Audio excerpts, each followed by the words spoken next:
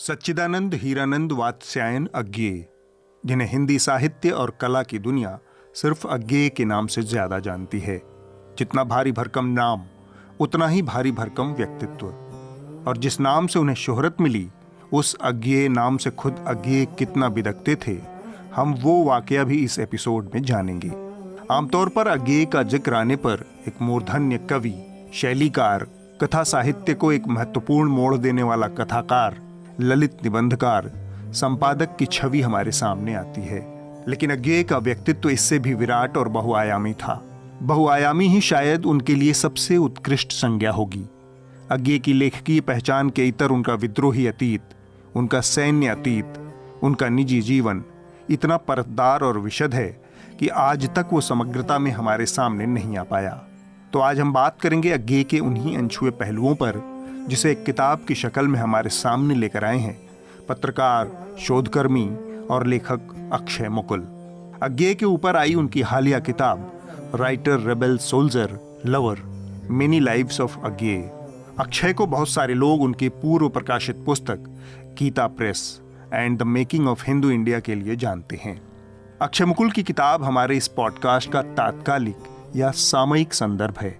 अज्ञेय को के बारे में जो एक भ्रांति जो फैलती है और हिंदी जगत में, वो जिसको एलिटिज्म मानते हैं, वो अज्ञेय का कॉस्मोपॉलिटनिज्म है। और वो इसलिए भी आता है क्योंकि अज्ञेय की यायावरी वो अपने पिताजी के साथ घूम घूम कर वहाँ से आती है उनको, तो उनके एक्सपीरियंस अलग है। कितने लोग होंगे जो 15 साल की उम्र में या 16 साल की उम्र में जब मद्रास क्रिश्चियन कॉलेज जाते हैं और वो वहाँ का जो एक्सपीरियंस देख रहे हैं, ब्राह्मण हॉस्टल का, नॉन ब्राह्मण हॉस्टल का, और वो मूव करते हैं नॉन ब्राह्मण हॉस्टल में, तो ये सब चीज़ जो उनके पूरे संदर्भ हैं, जो और वो जो उनकी राइटिंग में आता है, तो लोग कहते हैं कि ये बड़ा एलिट राइटिंग कर रहा है। ये इसकी सोच अलग। ये हमेशा एक काउंटर क्वेश्चन जिसको कहते रहा है कि अगर मार्क्वेज की ज़िंदगी अंग्रेजी में नहीं कही जाती या मार्क्वेज को हम अंग्रेजी में नहीं पढ़ते तो एक स्पेनिश राइटर बन के रह जाते वो। तो अज्ञेय एक द्विभाषी थे जी।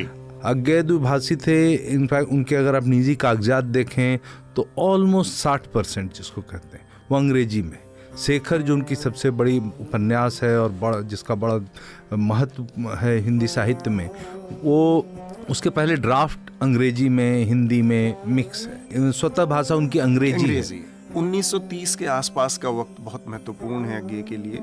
एक युवा रिवोल्यूशनरी क्रांतिकारी बनता है, भावना लिए हुए है, और HSRA के साथ उसका जो संबंध है, यानी हिंदुस्तान सोशलिस्ट रिपब्लिकन एसोसिएशन।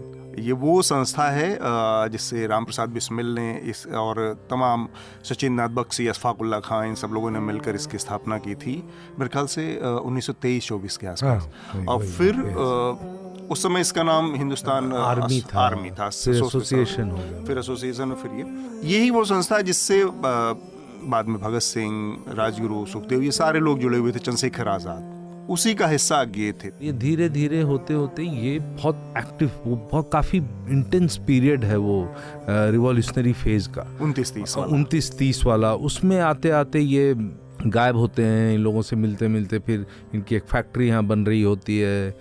उससे पहले भगवती चरण बोहरा का एक्सीडेंट हो, बम बनाने में उनका डेथ हो गया। उसमें भी आप बैसम पायन का अगर अकाउंट पढ़ें तो कहते हैं कि उनको जो वहाँ से खींच कर लाया तो अज्ञेय के बड़े भाई जो डॉक्टर थे वो लेकर आए।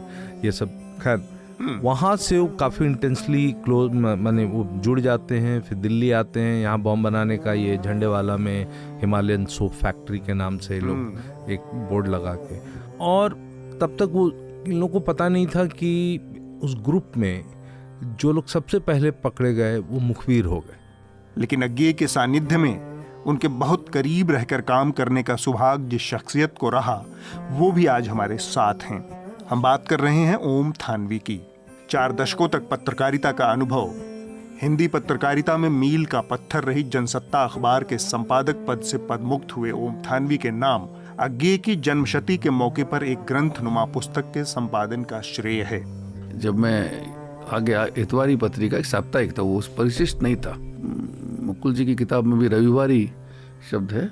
वो इतवारी रविवारी राजस्थान पत्रिका का संडे एडिशन है। उसमें अज्ञेय जी ने लिखा, इलाजी ने भी लिखा। इलाजी ने एक स्तंभ लिखा जिसका नाम समांतर संसार था। और अज्ञे जी ने वो नाम सुझाया था फ़ोन पर, और अज्ञे जी ने उन्होंने कहा कि समांतर संसार कैसा रहेगा, तो मैंने कहा नहीं, समानांतर संसार तो बहुत अच्छा है। उन्होंने कहा मैं समांतर बोल रहा हूँ, आप समानांतर क्यों बोल रहे हैं? तो इस तरह की बहुत सी चीज़ें आगे से सीखी। तो उनका कहना था कि आप एक अक्षर बर्बाद कर रहे हैं। इस तरह से एक सिलसिला जो है उनके साथ में बना रहा और सीखा। पर मुझे ये तो उनके निधन के बाद ही एहसास हुआ कि उनकी और मेरी उम्र में 50 साल का फासला था जी। उन्होंने ये महसूस कभी नहीं होने दिया। जिस जीवन के बारे में लिख रहे हैं वो भी एक दुनिया है। साहित्य अपना यथार्थ खुद रचता है। ये जो एक धारणा है कि आप यथार्थ का रूपायन करते हैं, तो आप कोई फोटो थोड़ी खींचते हैं, आप कोई पत्रकारिता थोड़ी करते हैं, आप रच रहे हैं। वो जो आप रच रहे हैं वो आपका यथार्थ है। इसलिए साहित्य यथार्थ को रचता है। अगर हम ये बात मानते हैं तो उन्होंने अगर रोज कविता लिखी, कहानी लिखी, गैंग्रीन नाम उसका रखा गया, रोज रखा गया, जो भी आप कहें, तो सब लोग जानते हैं कि अज्ञे ट्रांसेंड करते हैं उस भावभूमि को जो प्रेमचंद युग की हम बात कहते हैं। वो उस ढंग से चरित्रों को, जगहों को, संबंधों को, घटनाओं को, स्थितियों को नहीं लिखते हैं जिस ढंग से पहले के लेखक लिख रहे हैं। एक किताब जो रघुवीर सहाय और गोपाल दास, उन्होंने ऑल इंडिया रेडियो के आर्काइव्स के लिए बातचीत की थी, लंबी बातचीत है।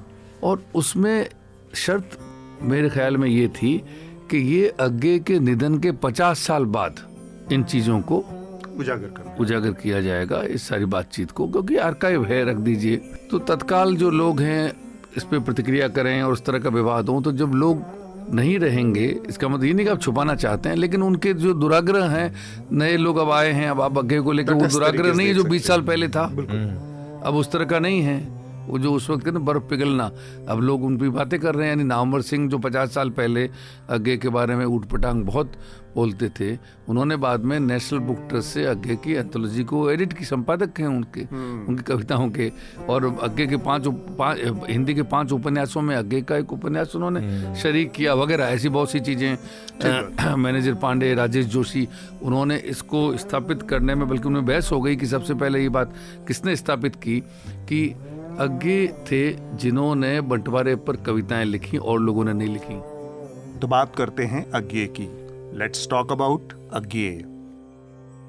अब मैं तो लिखता हूँ, लिखते समय ये नहीं सोचता कि रचनात्मक लेखन करूँ या कि विचार प्रस्तुत करूँ।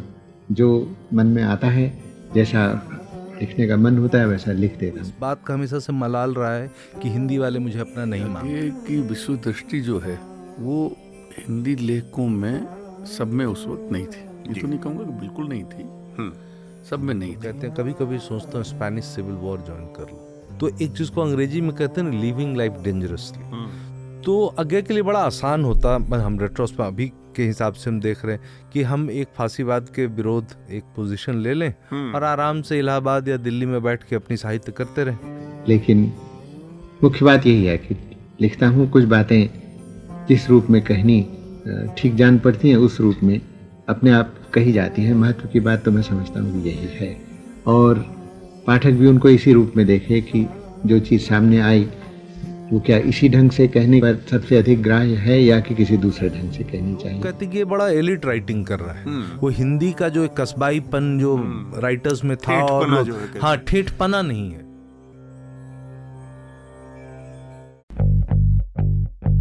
That was just a sneak peek because this episode is behind a paywall. If you want to hear the entire episode and more amazing podcasts like Let's Talk About and NL Hafta, subscribe to News Laundry. Support independent media, support News Laundry.